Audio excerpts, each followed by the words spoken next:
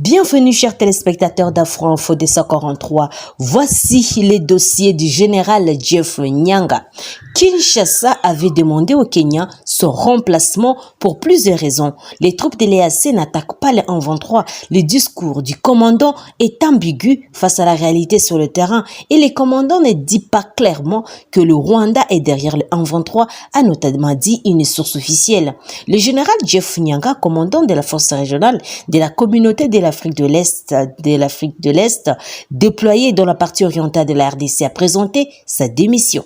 Dans une correspondance adressée au secrétaire général de l'organisation, il estime que sa sécurité n'est plus garantie.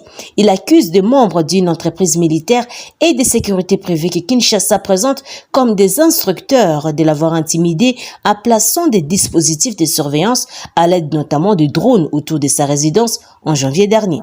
Honorable secrétaire général, c'est en gardant cela à l'esprit et en procédant à une évaluation plus approfondie que je suis arrivé à la conclusion que ma sécurité en tant que commandant de la force n'est pas garantie dans la zone d'opération, écrit l'officier kenyan. Il s'est dit également victime d'une vaste campagne de diabolisation sur la gestion du cas M23. La dite campagne serait même financée, ajoute-t-il. Et ces accusations vont plus loin. Il affirme que le gouvernement congolais n'assure pas les coûts administratifs du bureau du quartier général de la force régionale, les logements des officiers d'état-major et même l'électricité, ainsi que les salaires du personnel civil. Le tout en contradiction avec les statuts de la force SOFA. En outre, la frustration actuelle a rendu ma mission intenable, d'où la décision des précautions de quitter la zone de la mission, conclut-il. Le départ du général Jeff Nyanga était demandé par Kinshasa. Il est accusé par les autorités congolaises de n'être pas ferme sur sa position vis-à-vis du 1-23 et sous le mandat de la force régionale. Les coulisses sur la démission du général Jeff Nyanga, commandant de force régionale de l'EAC, il a été contraint à la démission sur demande de Kinshasa. Nyanga faisait insister ses relations de proximité et de copinage, les 1-23 dénoncés par la population congolaise.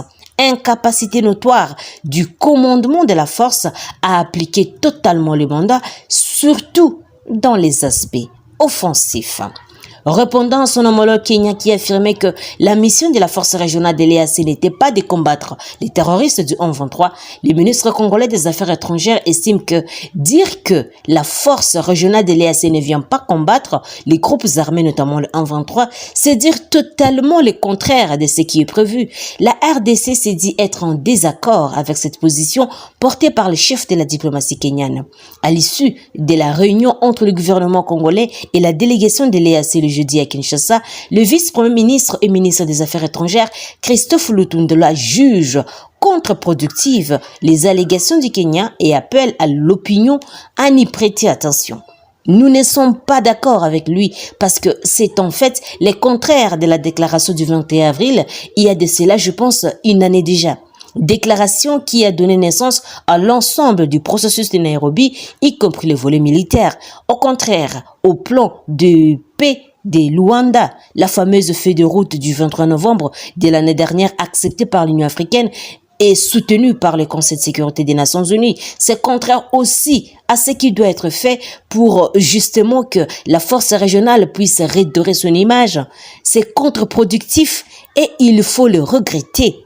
En tout cas, l'opinion doit savoir que et ce qui a été dit, ce n'est pas ça, a précisé Christophe Lutundula. Dans la même foulée, les patrons de la diplomatie congolaise informent que la RDC avait déjà saisi la communauté de certains amendements qu'il faut apporter au statut de la force pour renforcer son efficacité. Et cette escalade intervient dans un contexte à la fois tendu et malsain sur le rôle de la force régionale dans l'Est perturbé de la RDC avec l'activisme de la coalition M23 RDF et un malaise qui a conduit à la démission ce vendredi du commandant kenyan à la tête de cette force en RDC. Il est remplacé le même jour par le général Muturi.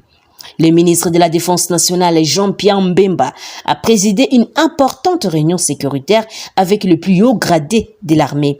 Le vice-premier ministre, ministre de Défense nationale et ancien combattant, Jean-Pierre Mbemba Gombo, a ce jour, 27 avril, présidé la grande réunion de l'état-major élargi au camp de lieutenant-colonel Kokolo à Kinshasa. Et rien n'a filtré de cette réunion qualifiée d'importance par les services de communication de l'ancien vice-président de la RDC. Étaient notamment présents le chef d'état-major, le général de FARDC, le lieutenant-général Chiwewe Songesa Christian, accompagné de tous les chefs d'état-major, forces terrestres, aériennes et navales. Après, il a inauguré une salle de réunion d'état-major, le général. L'inspecteur